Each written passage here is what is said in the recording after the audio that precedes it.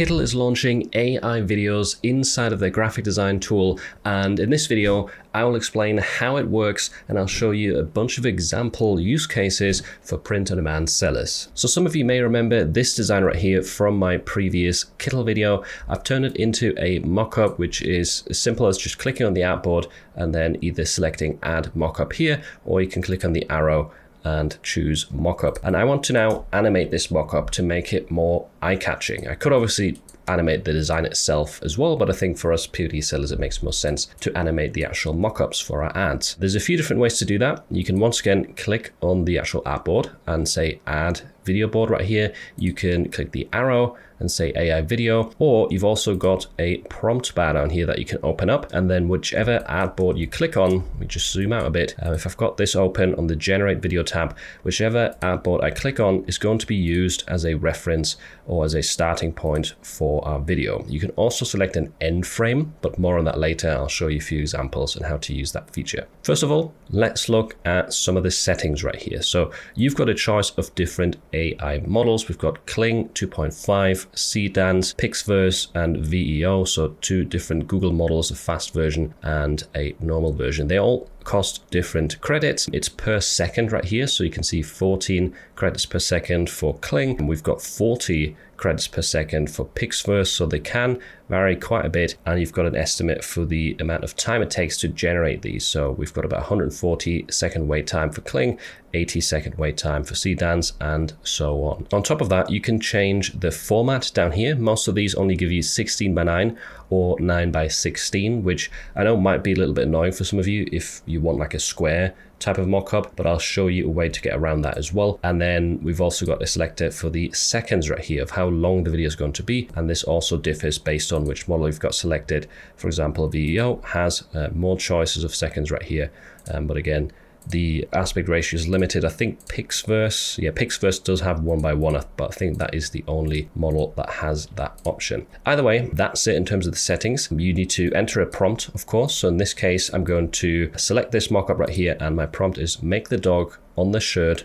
run on the spot. That is the idea, and I'll just hit generate right here twice for the Kling model, so we can see that result. That gets quite a decent result for these video mockups, but the VEO models aren't bad either. And then you've got two new kind of artboards opening up right here. You've got a estimate for the time that is generating. It does take quite a bit longer to generate videos, which is understandable, I think, because it is a lot of individual images to generate essentially, but let's see what this looks like. Right, so one of these is done, the other is just finishing, and let's take a look at this. Right, there we go. So the model is moving a bit and the dog is clearly running in the spot. You can always see the prompt that was used in the top right corner. If you click on the actual video mockup, make the dog on the shirt run on the spot. So that definitely worked really well right here with this Kling model. But in your case, you may want to also test different models to see which one does the job best for you. I do think the Kling one and the VEO ones are pretty decent. And the other video is also done. Let's see how this turned out.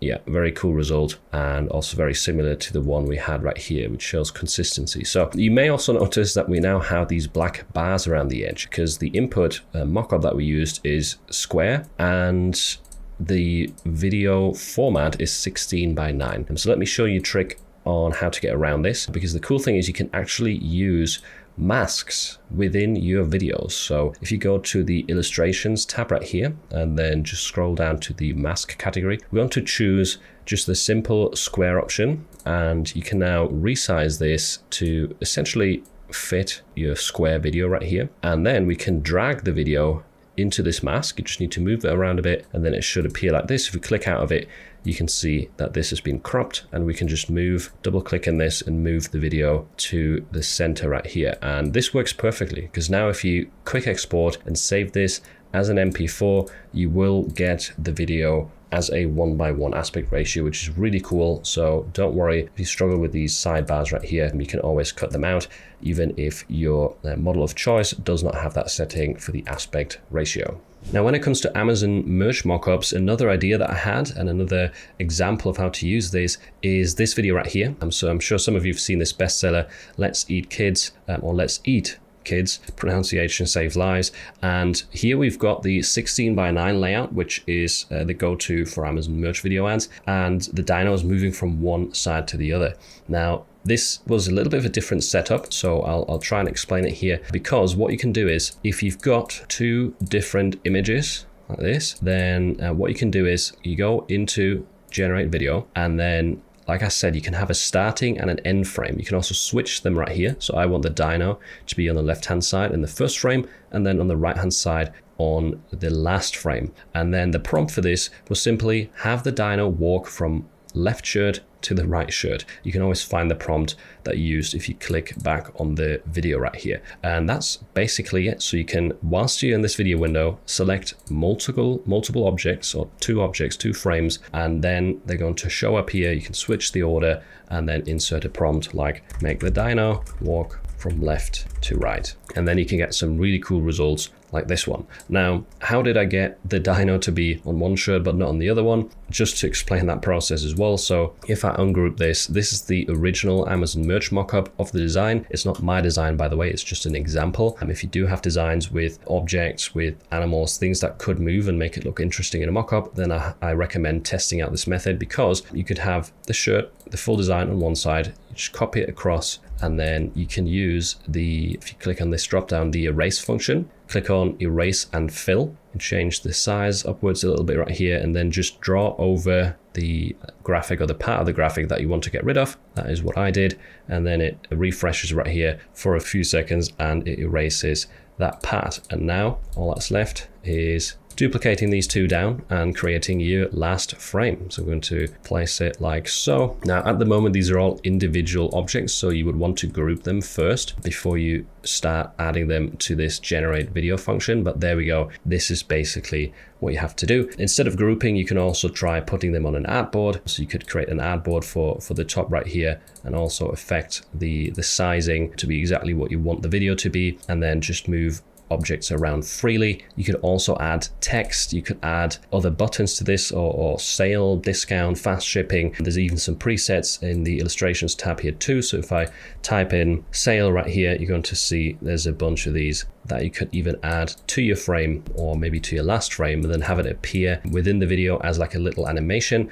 I'll show you an example for that too. So here I had an empty mockup of a beach, and then the finished mockup with the actual design, the model, and we've got these additional sections right here where I can also edit the number, right? So these were added from the Kittl library. We've got the sale symbol right there. And then if we look at the actual finished video right here, this one already has a mask applied to it. In this case, he kind of gets up from the bottom, and then these two sale discount badges just animate in. This one on the right, the prompt was make him walk into the frame from the left, and the sale and discount badges appear with a smooth animation. I used the fast model again, and you can see right here, he walks in from the side and these pop up, which I think is pretty cool to have an interactive mockup like that. It does definitely catch your eye. So just a few more ideas for you on how to utilize this feature. In this case, once again, I was using two frames. I didn't say dino, I did say right here, this was the prompt. So this is what it looked like. I chose these two frames. I made sure that the first one is the empty mockup. I had this prompt right here, and then for the settings, I think I just used 6 seconds with the fast model. Another example of using two frames to create a video, these ones right here.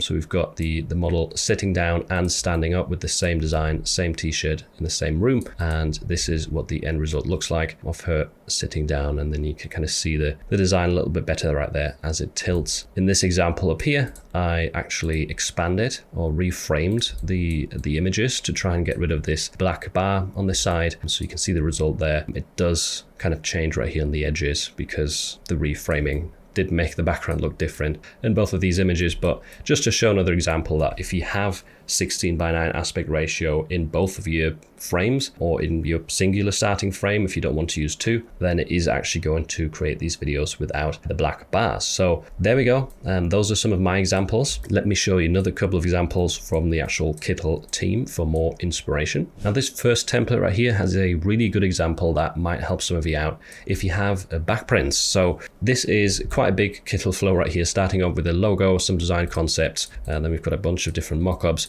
And at the end right here, we've got the starting frame and the end frame for our video. And as you can see, this shirt has print on the front and on the back. And in a video mockup, it'd be really cool to show that off with the person spinning. So you can do that really well with using those two frames right there. I think this is a great example for it. And I know back prints have been super popular on Amazon and Etsy and been rising in demand and been trending a bit recently. So this is going to be useful if you have any designs like this. Here's another example where we've got some back print just on the back though. We've got a starting frame and an end frame again. You can see it kind of zooming out. So you can kind of control your videos well or more easily by giving it this start and end frame, and also having Kittl to edit the actual starting points right here, because this was a design that was laid out inside of Kittl. You can see it was turned into the mockup there, and they made a close-up version that's further away with the head turned, and then you've got a really cool video to combine the two. And lastly, here we've got a Taco Tuesday sign. We've got a bunch of different mockups,